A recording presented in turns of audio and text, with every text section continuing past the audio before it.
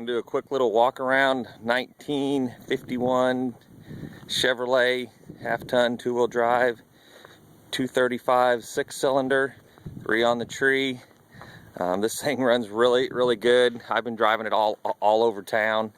All the lights work, horns work, wipers work, the little cowl vent works, all the gauges in the dash work.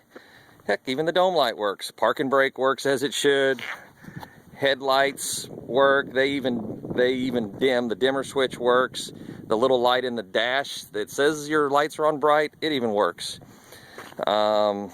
Blinkers work. Tail lights work. It's got the cool little artillery wheels on it. Gives it a real good stance. You get lots of thumbs up whenever you drive this. There's just something about a red pickup people like. It's got a new bed in it.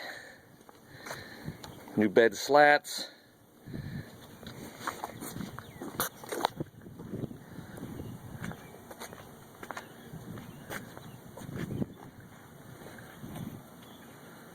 It's just a neat old pickup. It's an absolute blast to drive. I mean, it's fun to drive. It's been switched over to 12 volt battery. It's just a clean old pickup. It is not perfect by any means, but none of them were back then. Heck, the dome light even works in it. I have a new headliner for it. This one was trimmed a little short when it was put in. It was warm when it was put in, and it got trimmed, and when it cooled off, it shrunk up.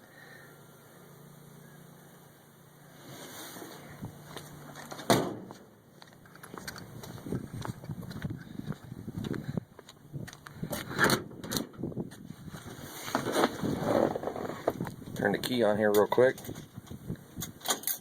The gauges work. Choke works.